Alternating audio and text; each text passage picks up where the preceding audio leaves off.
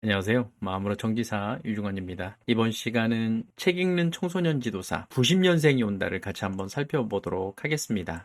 저는 MZ세대가 어떤 특징이 있는지를 이해하고 싶어서 이 책을 처음 읽기 시작했습니다. 특히 제가 근무하고 있는 직장 직원들의 상당 부분을 차지하고 있는 90년도생들과 어떻게 소통해야 하는지 알아보기 위해서 열심히 책을 읽었습니다. 아니, 어떻게 보면 공부했다고 보는 것이 맞을 것 같습니다. 그런데 제가 더 큰 것을 배웠습니다. 70년도생인 제가 현재의 생각을 하고 있는 이유, 왜 꼰대짓을 하고 있는지에 대한 이유를 어느 정도 알게 되었습니다. 그리고 하지 말아야 할 말과 행동에 대해서도 인식할 수 있는 좋은 기회가 되었습니다. 물론 MZ세대들과 어떻게 소통해야 하는지에 대해서도 많은 것을 얻을 수 있는 기회였고요. 세상이 정말 빨리 변하고 있는데 그동안 나는 얼마나 많이 변했지? 라고 생각하기도 했고요. 어떻게 하면 세상이 변하는 속도에 맞춰서 잘 따라갈 수 있을까? 많은 생각을 하게 되는 독서였습니다. 아무튼 조직을 관리하거나 이끄는 분들이라면 꼭 정독해 보기를 추천드립니다. 앞으로 2000년대생을 분석할 책이 나올 법도 한데 이 책을 정독해 보면 2000년대생들은 어떤 특징을 갖게 될까 어느 정도 감이 잡힐 수 있을 듯합니다. 힘들고 험난한 세상을 현명하게 살아가기 위한 묘수를 얻은 듯한 그런 기분입니다. 자, 그러면 목차를 살펴보도록 하겠습니다. 먼저 추천의 말, 그리고 1부는 큰 제목이 90년대생의 출연이 되겠습니다. 여기는 하위 제목으로 첫 번째, 그들 앞에 펼쳐진 새로운 세상. 두 번째, 90년대생들은 어떤 세대인가. 여기는 꼭 90년대생뿐만 아니라 70년대, 80년대생을 설명하는 그런 내용들이 들어가져 있습니다. 세 번째는 90년대생의 첫 번째 특징, 간단하거나 라는 제목으로 글을 풀어갔고요. 네 번째로요, 90년대생의 두 번째 특징, 재미있거나 라는 제목으로 글을 풀어갔습니다. 다섯 번째로요, 90년대생의 세 번째 특징인 정직하거나 라는 내용을 가지고 글을 풀어갔습니다. 2부에서는요, 90년대생이 직장의 직원이 되었을 때는 어떤 특징들을 갖는지 살펴봤는데요. 첫 번째가 90년대생, 그들이 몰려온다. 두 번째, 90년대생 인재들의 특징. 그리고 세 번째, 새로운 시대, 새로운 고용. 네 번째, 새로운 세대의 직원 관리는 어떻게 할 것인가? 라는 제목으로 글을 풀어갔습니다. 큰 제목 세 번째, 3부에서는요, 90년대생이 소비자가 되었을 때는 어떤 특징을 갖게 되는지 살펴보는데요.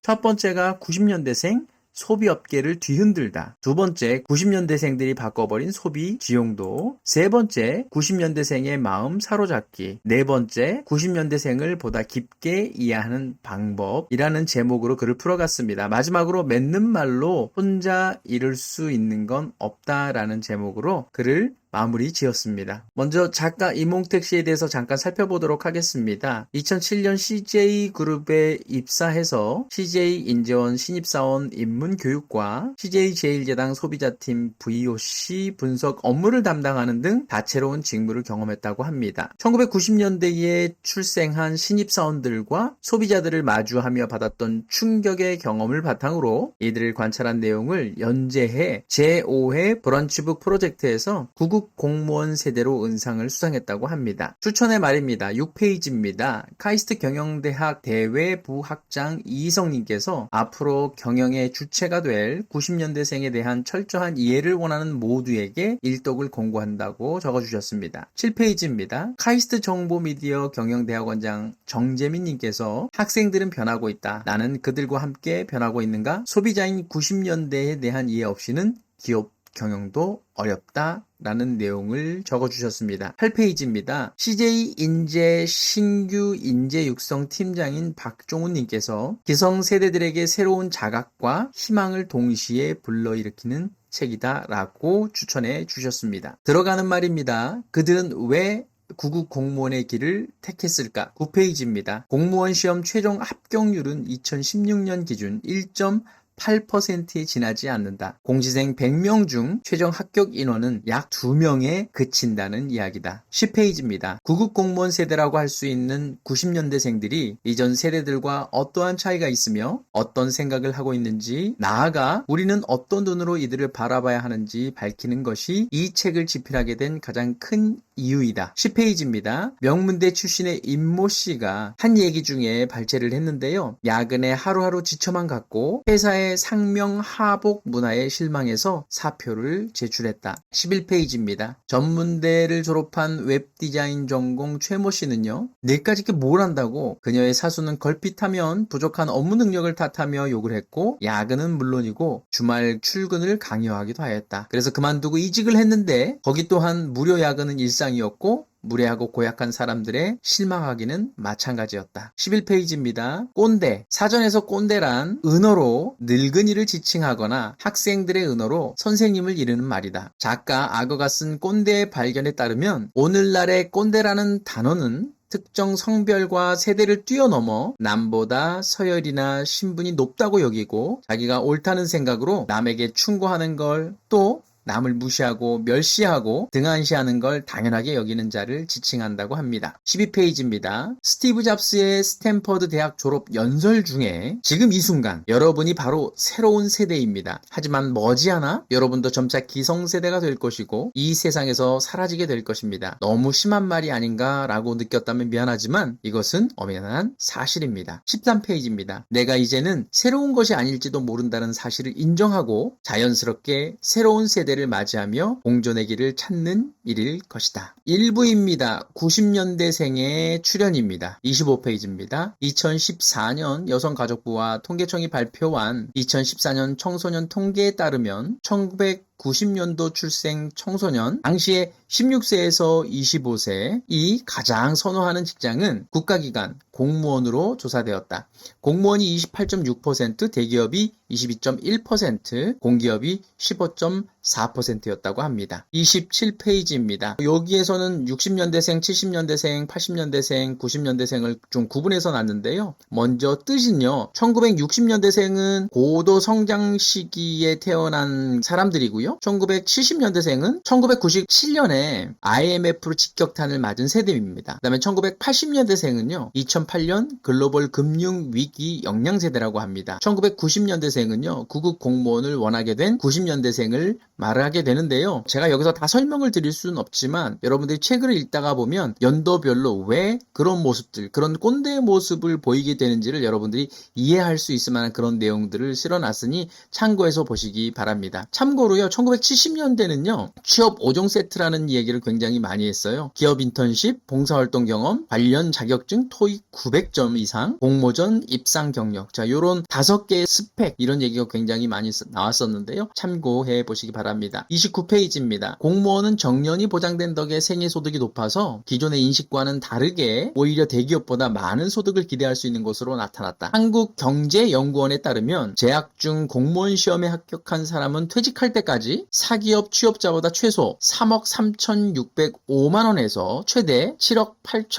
8,058만원까지 더 많은 누계 소득을 기대할 수 있다는 것으로 조사됐다고 합니다. 공무원은 가늘고 길게가 아니라 굵고 길게가 되었습니다.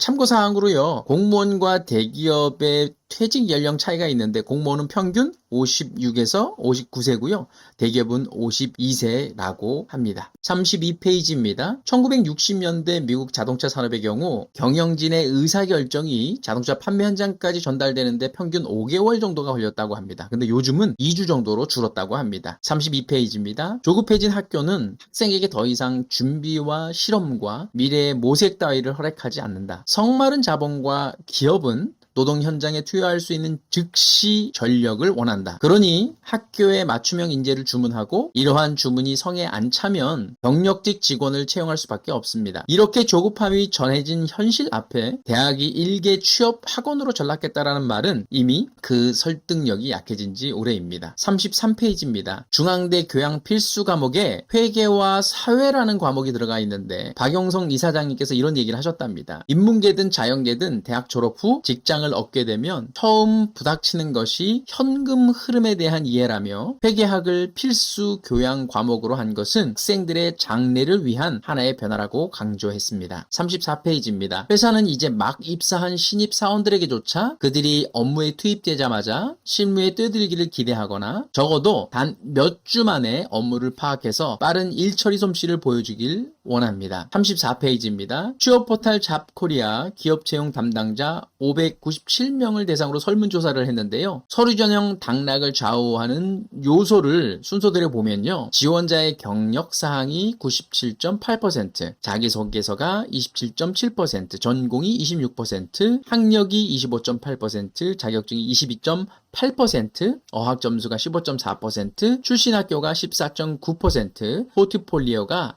12.8%, 학점이 11.7%가 되겠습니다. 34페이지입니다.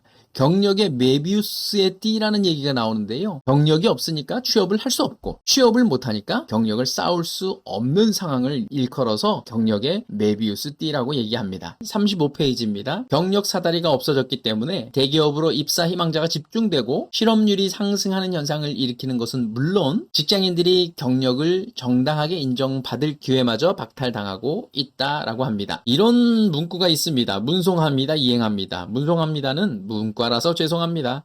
이행합니다는 이과여서 다행입니다 라는 뜻이랍니다. 36페이지입니다. 학교에서 과별로 부르는 별칭이 있는데요. 전화기, 전기공학, 화학공학, 기계공학, 이걸 왕족이라고 합니다. 그 다음에 이공계는 귀족, 문과생은 천민으로 대우받고 있다고 합니다. 37페이지입니다. 경영학 전공자들마저 자연과학이나 공학을 복수 전공하는 분위기가 퍼지고 있다고 합니다. 40페이지입니다. 청소년들의 장래 희망은 그 시대의 사회의 모습을 그대로 보여주는 자화상과 같은 역할을 합니다. 이들은 어른들이 만들어 놓은 세상의 틀에서 가장 합리적이고 이상적인 목표를 향해 정진하게 됩니다. 작가로도 활동 중인 문유성 부장판사는 변한 것은 세대가 아니라 시대라는 말을 통해 인간은 누구나 주어진 여건 하에서 행복을 추구하는 존재이며 요즘의 젊은이들 또한 저성장 시대에 맞는 생존 전략, 행복 전략을 본능적으로 찾게 되는 것이라고 말했습니다. 지구상의 모든 생명체와 같이 인간 또한 생존을 위해 환경에 적응하고 이를 위한 최선의 결정을 내리기 위해 노력한다고 합니다. 변해버린 시대에 적응하려는 선택은 어찌 보면 당연한 것이 될 수 있습니다. 41페이지입니다. 세대라는 말을 조금 풀어서 여러 가지 설명을 해줬는데요. 총 4가지로 이야기를 하고 있습니다. 먼저 동시 출생한 집단을 세대라고 얘기하고요. 그 다음에 가계 계승의 원리에 의해서 또 세대라고 얘기하고요. 생애 주기의 어느 단계에 있는 사람들을 또 세대라고 얘기하고 특정한 역사적 경험을 공유하는 사람들끼리 또 세대라고 이야기를 한다고 합니다. 세부적인 내용은 멈춰놓고 읽어보시기 바랍니다. 46페이지입니다. 베이비 붐 세대에서 잠깐 설명을 하고 있는데요. 이때는 일하는 남편, 전업주부 사이에서 성장을 했다고 합니다. 안정된 가정에서 자라난 세대가 베이비붐 세대라고 합니다. X세대, 열세 세대, 키 제너레이션이라고 얘기하는 세대인데요. 맞벌이 부부에서 성장한 세대고요. 50%가량이 이혼, 별거한 부모 밑에서 자란 세대라고 합니다. 가정에 대한 동경과 반발 심리를 동시에 갖고 있는 세대이기도 하다고 합니다. 90년대생인데요. 대한민국 90년대생에 처한 상황은 X세대의 모습과 비슷해 보인다고 합니다. 65페이지입니다. 기성세대는 젊은 세대를 이해하기 위한 다양한 노력을 보여야 하고 젊은이들의 사고와 행동을 탓하기에 앞서 젊은 세대의 저항과 도전에 의해 기성세대들의 실책이 들추어지고 있다는 점을 인식해야 할 것입니다. 기성세대는 현대사회의 문화는 과거와 다르다는 점과 새로운 문화의 담당자는 그들 자신이 아니라 새로운 세대라는 점을 인정해야 할 것입니다. 66페이지입니다. 역사 속의 젊은이들에 대한 부정적인 표현인데요. 요즘 것들은 안 돼 라는 표현이 옛날에도 있었다고 합니다. 4000년 전 바빌로니아 점토판 문자 호메로스 일리아스라는 곳에 적혀져 있는 내용인데요. 고대의 장수들은 혼자서도 가뿐히 돌을 들어 적에게 던졌지만 요즘 젊은이들 같으면 2명이서도 들지 못할 정도로 나약하다. 폴리스의 미래가 걱정된다. 이런 표현을 했다고 합니다. 소크라테스도 얘기를 했는데요. 젊은이들은 아무 데서나 먹을 것을 싣고 다니며 버릇이 없다 라고 얘기했다고 합니다. 한비자의 오두에서도 얘기를 했는데요. 지금 덜 떨어진 젊은 녀석이 있어 부모가 화를 내고 고치지도 않고 동네 사람이 욕해도 움직이지도 않고 스승이 가르쳐도 변할 줄을 모른다 라는 표현을 했다고 합니다. 67페이지입니다. 마거릿 미드라는 학자는 이런 얘기를 합니다. 청소년이 미래를 선도하는 사회를 전망했다고 합니다. 기성세대가 청년에게 배워야만 하는 상황이 도래할 것이라고 이야기했다고 합니다. 이제는 청년이 스승이 될 수 있다고 이야기도 했다고 합니다. 한겨레 인터뷰 효암학원 이사장 최형국님께서 이야기를 한 내용인데요. 노인들이 저 모양이라는 걸 잘 봐두어라. 먼저 안 게 오류가 되는 시대다. 농경사회에서는 나이 먹을수록 지혜로워지는데 자본주의 사회에서는 지혜보다는 노역의 덩어리가 될 염려가 더 크다는 겁니다. 라고 이야기했다고 합니다. 69페이지입니다. 90년대생의 공통적인 특징을 파악하기는 쉽지 않다. 하지만 그 중에 한 가지 일관된 것이 있다. 바로 모든 길고 복잡한 것들을 좋아하지 않는다라는 것입니다. 71페이지입니다. 세대별 줄임말을 표현을 해놨는데요. 좀 표로 한번 정리를 해봤습니다. 80년대, 90년대, 2000년대, 2010년대인데요. 80년대는 70년대생이 10대 청소년기를 보냈던 시기인데요. 뻥, 천재, 이티, 껌바 이런 것들이 있었고요. 90년대는 80년대생이 10대 청소년기를 보냈던 시기인데 이때가 아마 삐삐가 있었던 그런 시기예요. 줄임말도 뭐 어샤요, 방가, 일케, 자철, 뭐 125 이런 것들이 있었고요. 그 다음에 2000년대인데요. 90년대생이 10대 청소년기를 보내고 있는 시기인데요. 이건 좀 자세히 살펴보도록 하겠습니다. 기존의 청소년 교실의 은어와 PC통신 문화를 넘어서 전방위적으로 확산됐던 시기인데요. 똑같은 뉴비라는 말인데 온라인에서는 신규 유저, 그 다음에 현실에서는 새로운 영역의 초짜들을 이야기한다고 합니다. 이런 용어들이 있네요. 마더 어택, 하더 클릭, 버로우, 레어템, 득템, 쉴드 친다 이런 내용이 있고 대학생 은어 한번 살펴볼게요. 우주공간, 생스, 아싸, 인싸, 어사 뭐 이런 게 있고요. 그 다음에 생활 언어에는 빠바, 미피, 고부, 초부, 문상 등이 있습니다. 2010년대는 2000년생이 10대 청소년기를 보내는 시기인데 이때는 이응, 기역, 리을, 이응 이거 레할, 이응, 지읒, 인정 이런 형태로 초성으로 이렇게 사용하는 이런 줄임말을 보일 수 있습니다. 80페이지입니다. 새로운 커뮤니케이션 언어, 이모티콘과 짤방 이렇게 있는데 여기서 짤방을 잠깐 한번 보고 넘어가도록 하겠습니다. 원래 잘림 방지의 줄임말이었다고 합니다. 2000년대 초 DC 인사이드 커뮤니티의 게시판에서 이미지를 첨부하지 않은 글은 삭제가 되었었다고 합니다. 따라서 사람들은 자신이 올린 게시물이 삭제되는 것을 방지하기 위해서 임의로 아무 이미지나 동영상 같은 걸 첨부하여서 글을 올렸었다고 합니다. 만화를 비롯하여 TV 프로그램의 캡처 장면, 포털 및 온라인 커뮤니티의 댓글 등 그 모든 것이 짤의 소재가 되었다고 합니다. 82페이지입니다. 스압으로 다 읽지 못하겠음. 세 줄 요약 바람. 여기서 스압이라는 말은요. 스크롤 압박의 준말로써요. 주로 온라인 게시물을 볼 때 스크롤 바가 얇아질 정도로 글이 길다라는 것을 예고하는 말이라고 합니다. 83페이지입니다. 90년대생들의 읽기 패턴이 F자 형태로 바뀌었다고 합니다. 필요한 정보만 얻기 위해서 머리 부분만 제대로 읽고 중간은 듬성듬성 내려 읽는 것입니다. 이런 식의 읽기는 온라인상에 넘쳐나는 정보에 익숙해지고 이를 빠르게 처리하기 위해 뇌가 선택한 적응 방식 중에 하나라고 합니다. 90년대생들은 이처럼 수많은 정보를 빠른 시간에 습득하는 방식으로 콘텐츠를 소비한다고 합니다. 83페이지입니다. 클리핑 신드롬입니다. 정보의 홍수 속에서 정보를 골라내고 요약, 발췌해주는 콘텐츠를 소비하는 것인데 유튜브에 굉장히 좀 많이 나옵니다. 이런 게. 88페이지입니다. 90년대생들은 기존의 세대들과 달리 더 이상 정보를 책에서 찾지 않습니다. 심지어는 웹 검색을 통해 정보를 찾지도 않으며 유튜브나 소셜미디어에서 빠르게 효과적으로 정보를 찾는다고 합니다. 91페이지입니다. 초단편 소설의 등장입니다. 90년대생들이 성인이 된 이 시대에는 문학도 더 짧고 간단하게를 지향합니다. 쇼트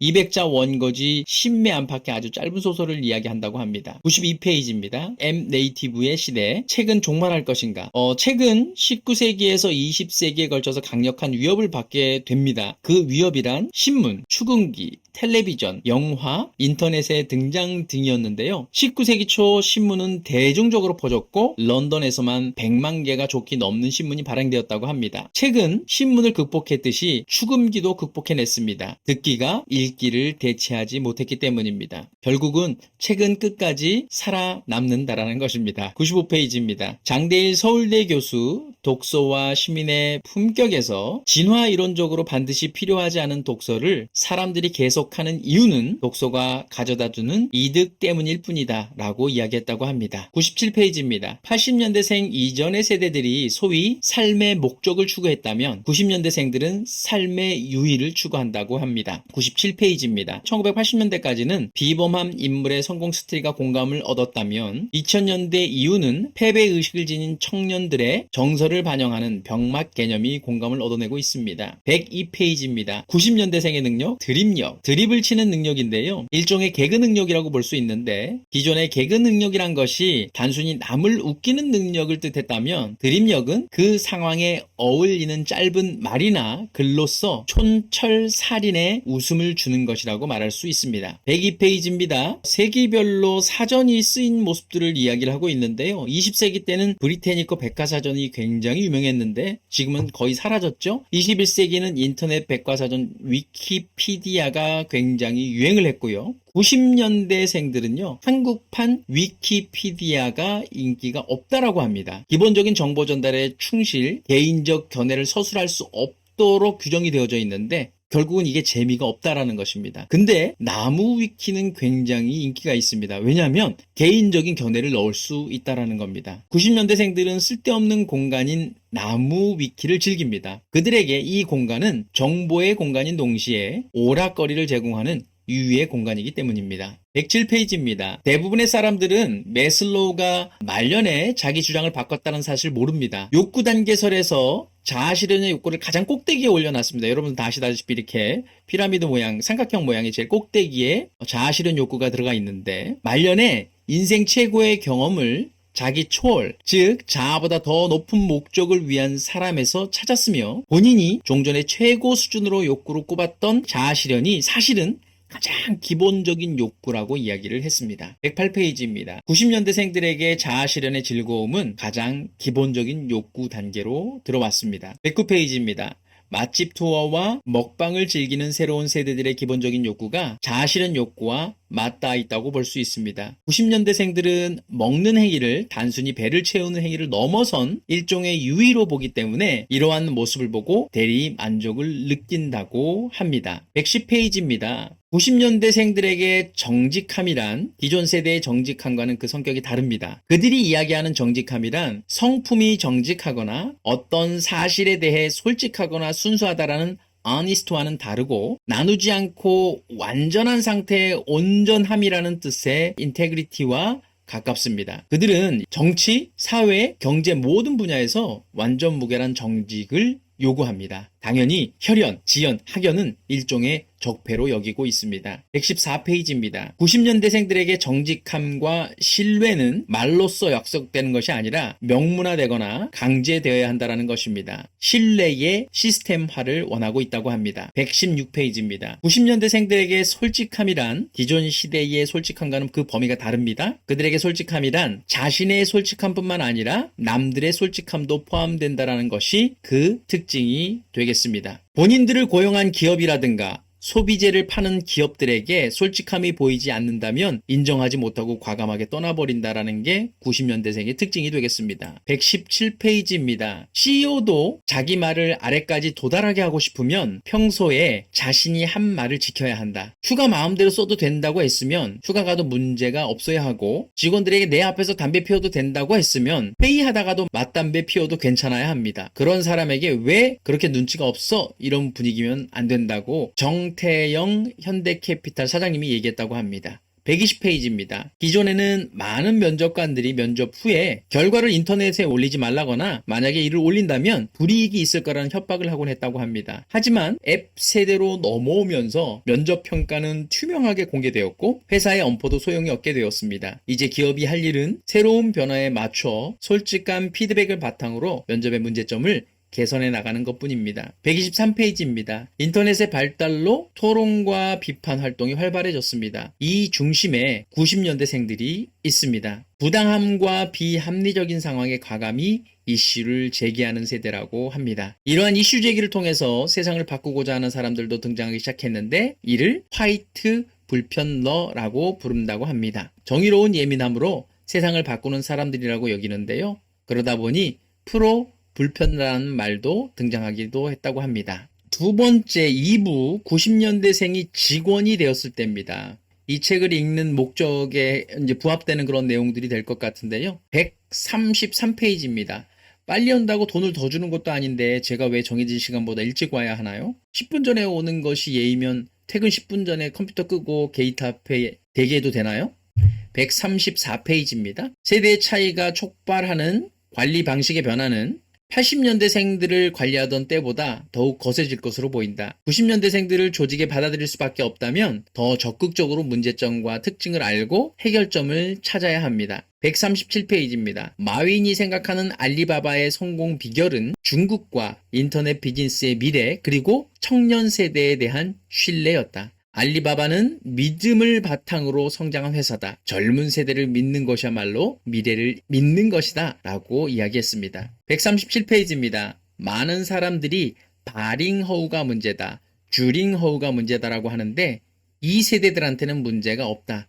문제는 우리다. 그들에 대한 신뢰와 지지를 보내는 것이 우선이다 라고 적혀 있습니다. 139페이지입니다. 전 마이크로소프트의 빌 게이츠 회장은 1999년부터 빌 앤드 멀린다 게이츠 재단에서 게이츠 밀레니엄 장학금을 줬는데 1000명이 넘는 학생들에게 혜택을 주면서 젊은 리더들을 발굴하고 양성하는 데 힘쓰고 있다고 합니다. 140페이지입니다. 페이스북의 CEO 마크 저크버그는 2017년 하버드대학교 졸업 축사에서 우리는 밀레니얼 세대입니다. 목표를 찾는 것만으로 충분하지 않습니다. 우리 세대의 도전은 모든 사람들이 목표의식을 갖는 세상을 창조해야 한다는 것입니다. 라고 이야기했다고 합니다. 145페이지입니다. 우리 청년들이 왜 중소기업을 지원하지 않는지 아세요? 바로 중소기업 사장들의 마인드가 쓰레기인 것을 알기 때문입니다. 일은 죽도록 시키고 쓰다 버리죠. 우리의 미래에는 관심이 없습니다. 147페이지입니다.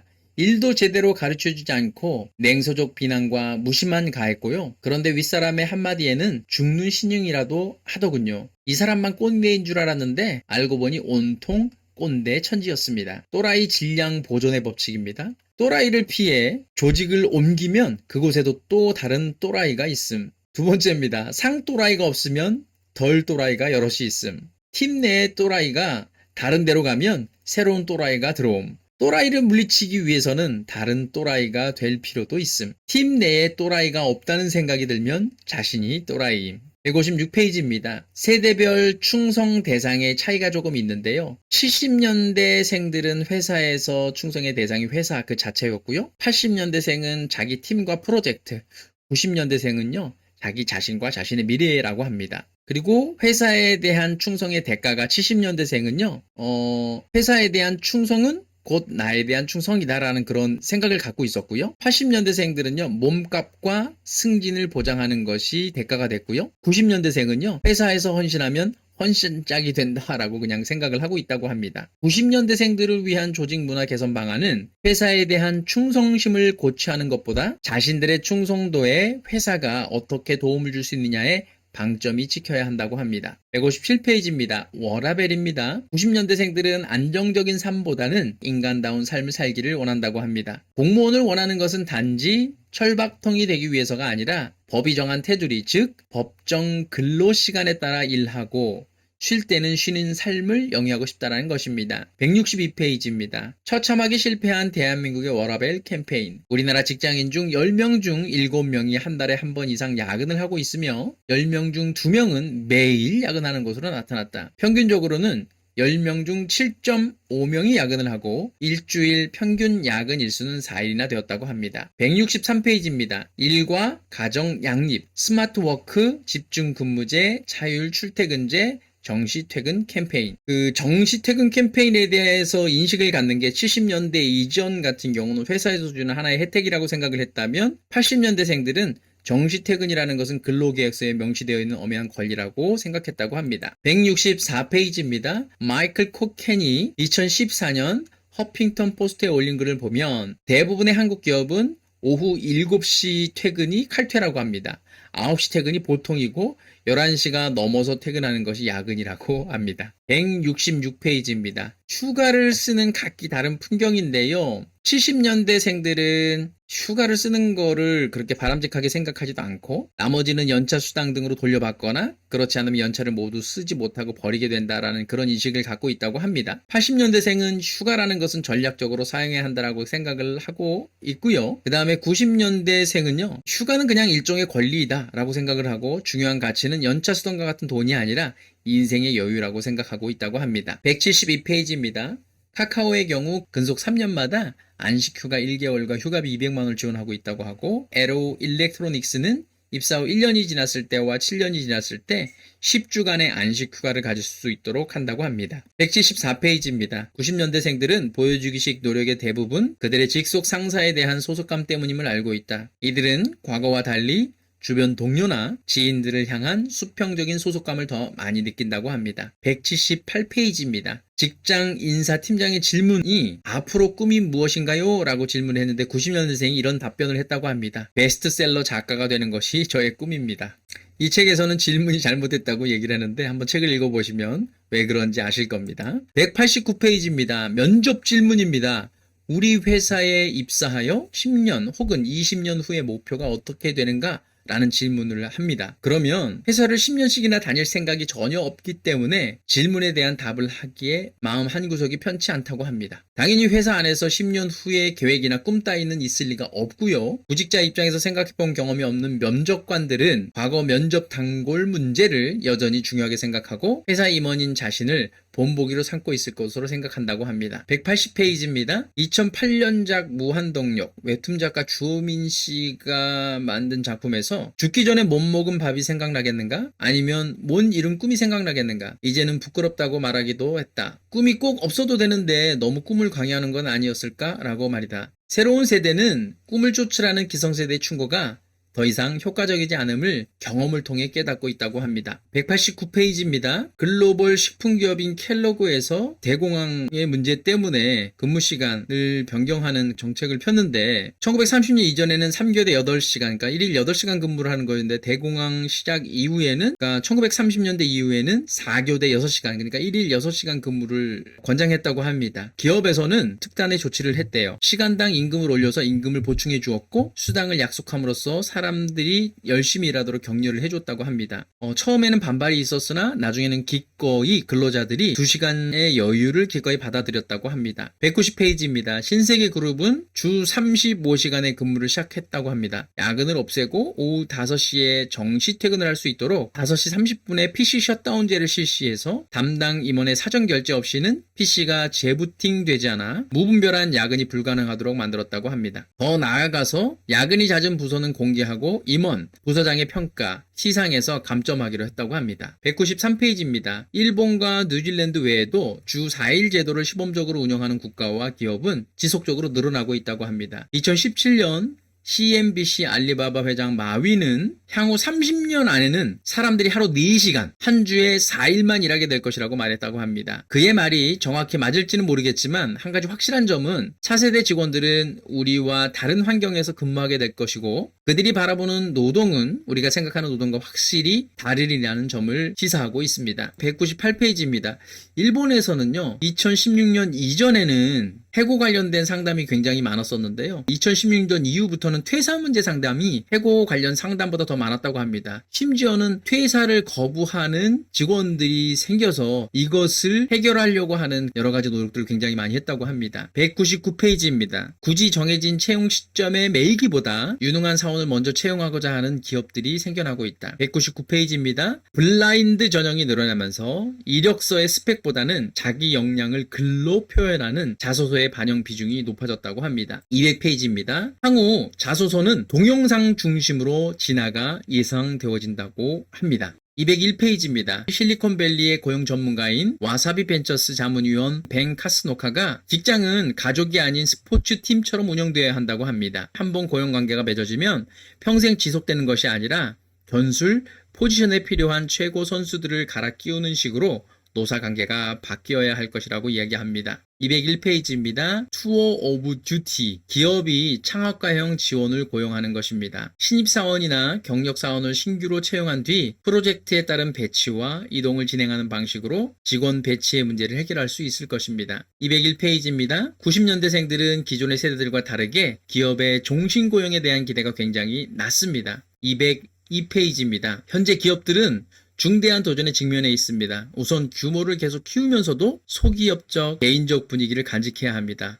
그러면서도 창조성, 효율성을 잘 종합해야 하고 번영을 이루면서도 사회적으로 용인되어야 합니다. 이러한 중대한 도전 앞에서 많은 젊은 세대가 유튜버와 같은 1인 크리에이터 꿈꾸는 현상은 하나의 기회로 다가올 수도 있습니다. 203페이지입니다. 직원들이 본인의 직무와 관련된 전문성을 바탕으로 스트리밍 방송을 한다면 회사는 비용을 들이지도 않고도 직원의 직무 전문성 개발을 기대할 수 있을 것입니다. 비용을 들이지 않고 소비자들에게 자사의 제품이나 서비스를 홍보할 수 있는 기회를 얻을 수도 있습니다.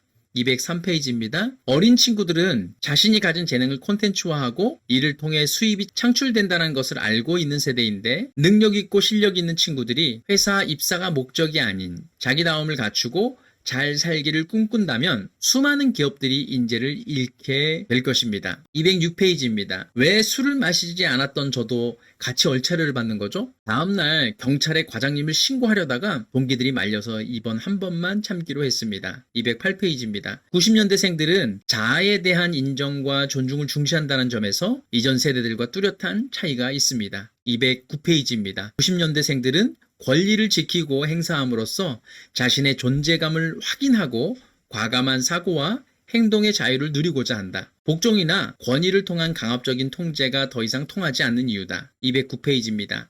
참견과 참여를 구분해서 설명을 해주고 있는데요. 참견은요, 자기와 별로 관계없는 일이나 말 따위에 끼어들어 쓸데없이 아는 체 하거나 이래라 저래라 하는 것을 참견이라 하고요. 참여는요, 어떤 일에 끼어들어 관계함을 이야기합니다.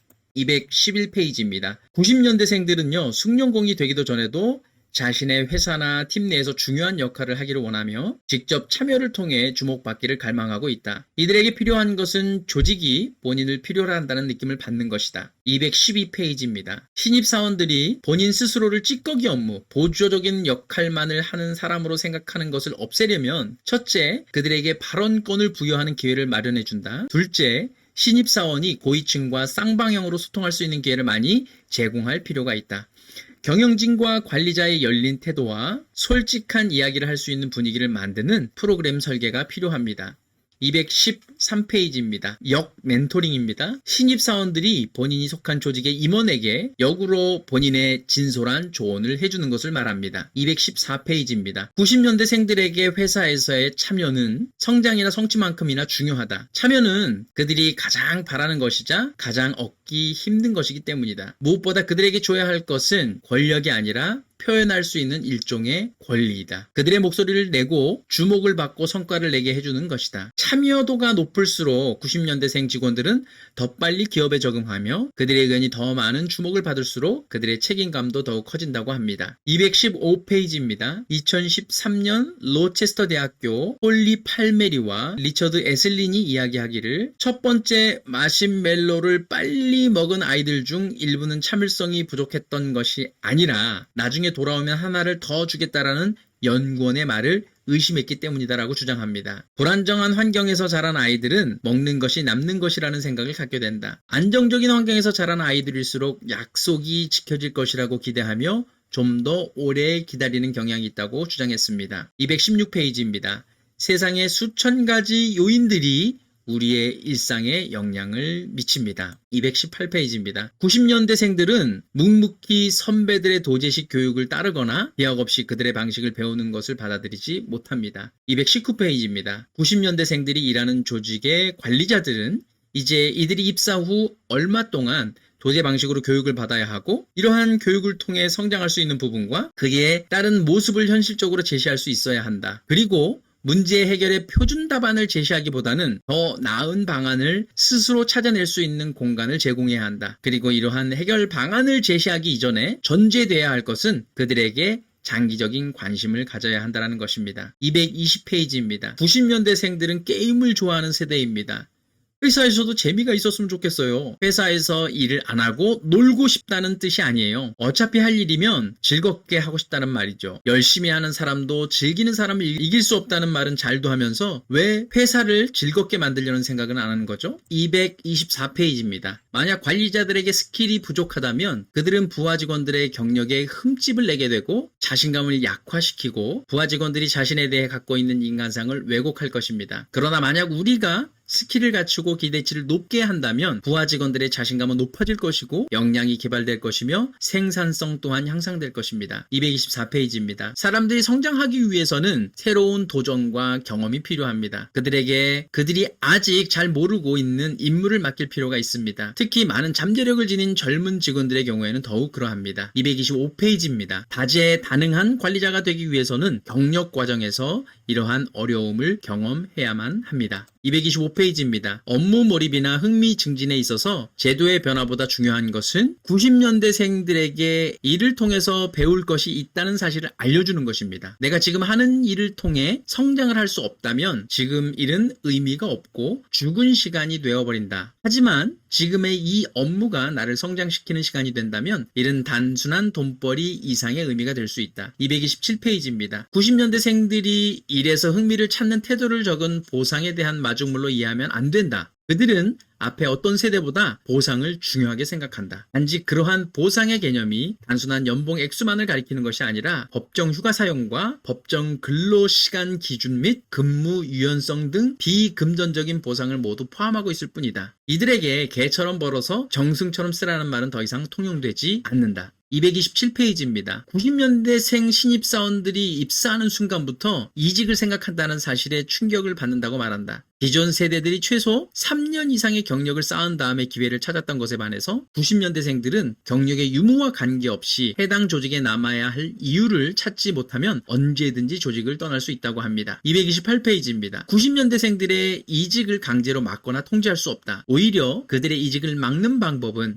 그들의 성장을 돕는 방법밖에 없는 것이다. 228페이지입니다. GE의 잭 웰치 회장이 종신 고용 대신 종신 취업 능력을 보장하라. 기업 관리자들도 이직에 대한 개념을 바꿔야 할 필요가 있다고 이야기합니다. 자, 이제 3부입니다. 90년대생들이 소비자가 되었을 때 239페이지입니다. 80년대생들은 좋은 물건을 값싸게 구매하기 위해서는 발품을 팔 필요가 있다고 생각했다고 합니다. 그런데 90년대생들은요, 2010년대에 어떤 상품을 조금이라도 비싸게 주고 구입하는 행위는 호갱이 되었다며 주변의 안타까운 시선을 받았다고 합니다. 243페이지입니다. 90년대생들은 소비지상주의의 반기를 들고 나섰습니다. 수동적으로 기업 마케팅의 영향을 받지 않고 스스로의 판단에 의해 소비를 선택할 뿐이라고 이야기합니다. 245페이지입니다. 90년대생들은 고객 만족이나 고객 감동보다 중요한 것이 있다고 말합니다. 바로 번거로움의 제거입니다. 노력을 적게 들인 사람들의 94%가 재구매 의향을 드러냈다고 합니다. 262페이지입니다. 90년대생들이 근무하기를 거부하는 이른바 꼰대 조직이 있다면 90년대생들이 제품이나 서비스 구매를 거부하는 호갱기업도 있습니다. 호갱기업을 표현하는 4가지 정도가 있는데요. 첫 번째, 직원과 협력업체에 대한 갑질 등 불공정 행위를 하는 기업. 두 번째, 국내의 낮은 경쟁 상황을 이용하여 차별적인 가격 정책을 취하는 기업. 세 번째, 기업의 수익성 향상을 위해 제품의 품질을 고의로 악화시키는 기업. 네 번째, 복잡한 프로세스를 개선하지 않아 소비자의 불편을 야기하는 기업. 264페이지입니다. 90년대생들의 버림받은 기업, 남한유업, 대리점 밀어내기로 갑질의 대표 기업이고요. 용산전자상가, 용팔이라고 불리는 악덕 상인들이 등장함으로 인해 가지고 용산전자상가가 망하게 됐습니다. 다이슨입니다. 프리미엄 전략의 역풍. 그러니까 한국에서 제일 비싸게 판매함으로써 다이슨이 우리나라 고객들에게 밀리게 됐죠. 현대자동차, 한국 시장에 대한 역차별, 동일차종을 미국에서 절반 가격으로 판매하는 이런 호갱 행위를 했다고 합니다. 280페이지입니다. 90년대생들은 가볍게 한잔을 하기 위해서 과한 안주를 시키는 호갱이 되고 싶어 하지 않습니다. 281페이지입니다. 신세계 백화점의 경쟁 상대는 롯데백화점이나 현대백화점이 아니라 미국의 아마존과 중국의 타오바오 같은 해외 글로벌 전자상거래 기업으로 확대되어 가고 있습니다. 284페이지입니다. 새로운 세대는 떠들썩하게 불매운동을 벌이지 않습니다. 단지 스스로가 호갱이라고 판단되어지면 더 좋은 조건으로 말없이 이동할 뿐입니다. 285페이지입니다. 실무자들이 장기적으로 고객이 떨어져 나갔다는 것을 발견하고 문제를 개선하려고 한다면 때는 이미 늦었을 것입니다. 291페이지입니다. 90년대생들은 오프라인 쇼핑 자체를 번거로워합니다. 할인점 계산대에서 기다리는 시간조차 아까워하는 이들은 가능하다면 오프라인 쇼핑에 쓰는 시간을 아끼려고 합니다. 291페이지입니다. HMR이라는 용어가 있는데요. Home Meal Replacement의 약자인데요.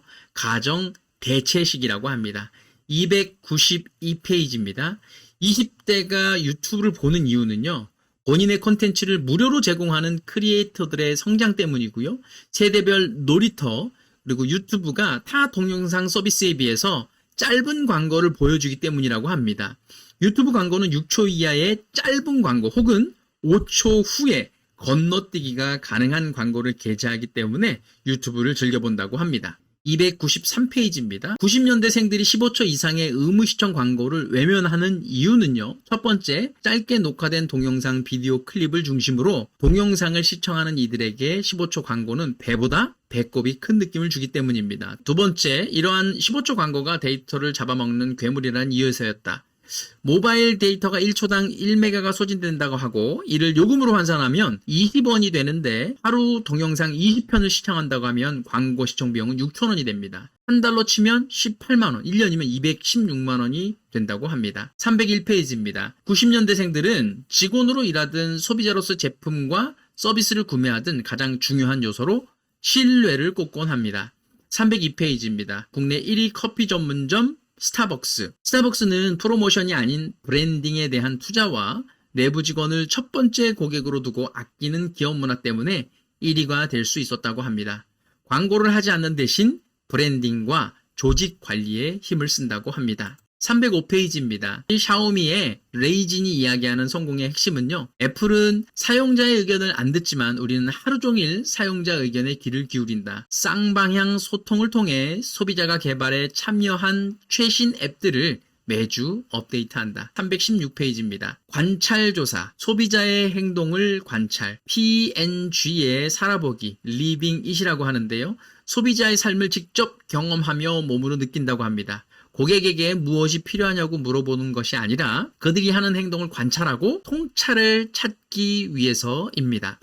317페이지입니다. 관찰 기법을 통해 만들어진 제품을 한번 살펴보는데요. 멕시코의 다우니 싱글 린스, 하나로 모든 세탁 과정을 처리하는 린스고요. 페브리즈, 섬유 탈취제, 실데나필, 협심증 치료제, 비아그라 발기 치료제, 그다음에 드럼 세탁기 이런 것들이 관찰 기법을 통해서 만들어진 제품이 되겠습니다. 323페이지입니다.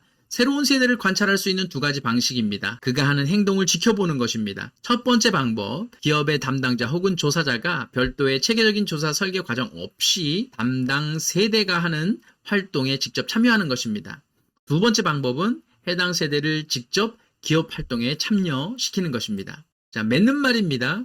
혼자 이룰 수 있는 건 없다. 328페이지입니다. 줄임말을 잘 모르는 게 조금 있어가지고 제가 한 3개 정도 적어봤는데요. 1코, 일반인 코스프레, 먹을, 보통 인간, 졸기탱, 정말 귀엽다라는 그런 뜻이라고 합니다. 329페이지입니다. 그동안 우리는 새로운 세대를 정확히 이해하고 문제를 해결하는 시도를 해본 적이 없습니다. 만약 당장 이와 같은 노력을 쏟을 여건이 되지 않는다면 일상에서 그들의 이야기를 들어주기만 해도 좋습니다. 쉽지는 않겠지만 우선 내가 하고 싶은 말을 줄이고 그들의 생각을 듣고 행동 이면을 관찰해 볼 필요가 있습니다. 330페이지입니다. 이제는 90년대생뿐만 아니라 2000년대 출생자들에 대한 이해가 필요한 시점이기도 하다. 우리나라 2000년대생을 특별한 용어는 없는 것 같아요. 중국은 링링호우라고 얘기하고 미국은 G세대, I세대, 홈랜드 세대라고 이야기를 합니다. 331페이지입니다. 나는 기존 세대의 호의와 사회적 혜택을 통해 지금까지 자라왔다고 생각하고 다음 세대가 더 나은 세상으로 나아갈 것이라고 믿는다. 그들에게도 그런 믿음을 주고 싶다. 오늘은 90년생이 온다라는 책을 같이 한번 살펴봤는데요. 제가 서두에도 말씀드렸듯이 90년대생의 특징에 대해서 자세히 알 수도 있었지만 제 스스로가 70년대생으로서 어떻게 행동해야 될지 이해할 수 있는 좋은 계기가 됐었던 것 같습니다. 오늘 영상이 좀 길기는 했지만 여러분들께 많은 도움이 됐으면 하는 바람입니다. 끝까지 경청해 주셔서 감사합니다.